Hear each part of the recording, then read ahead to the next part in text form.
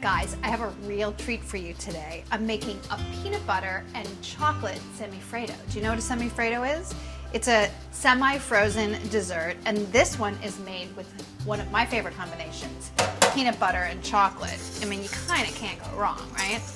I have 2 cups of milk, and I'm heating it together with 1 cup of sugar. You just need to simmer it until the sugar dissolves.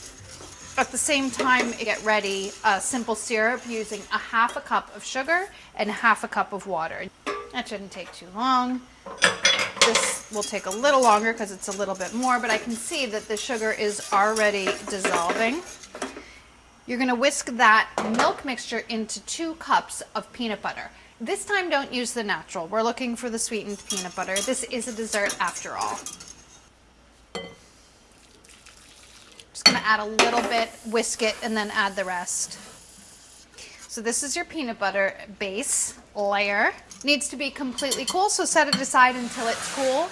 And that simple syrup with the 1/2 cup of sugar and the 1/2 cup of water gets poured over 4 ounces of chocolate chips, semi-sweet chocolate chips. And you do the same thing. This just needs to melt and then completely cool. That looks good. I'm just going to let these cool, and then we can move on to the next step.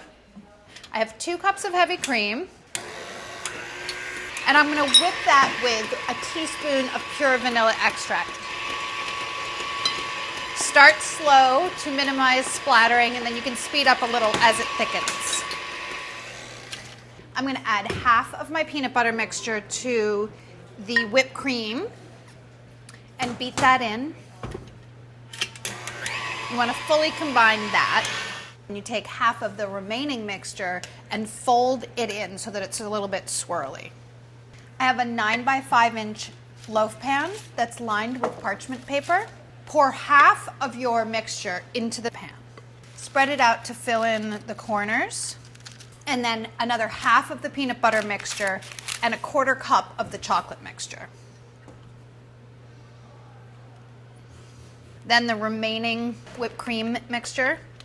Spread that out to fill in the corners.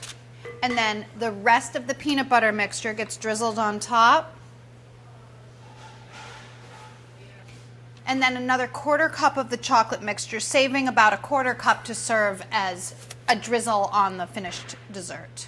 Take a skewer or toothpick or something, or even the tip of a knife, and just swirl in all of the peanut butter and deliciousness and make some delicious patterns in your dessert.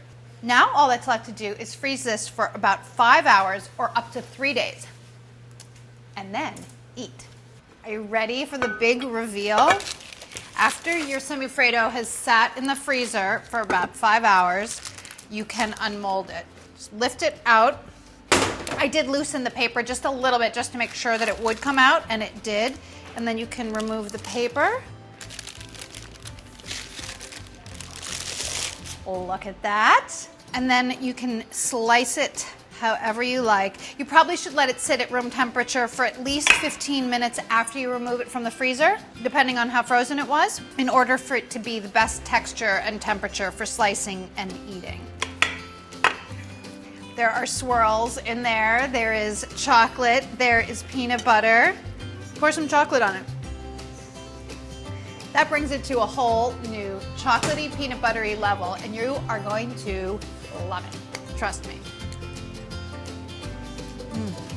Oh yeah. That's what I'm talking about.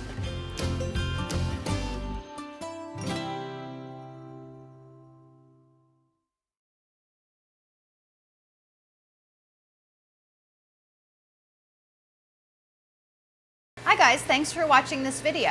Be sure to click here if you want to subscribe, and click over here if you want to continue watching more great videos like this.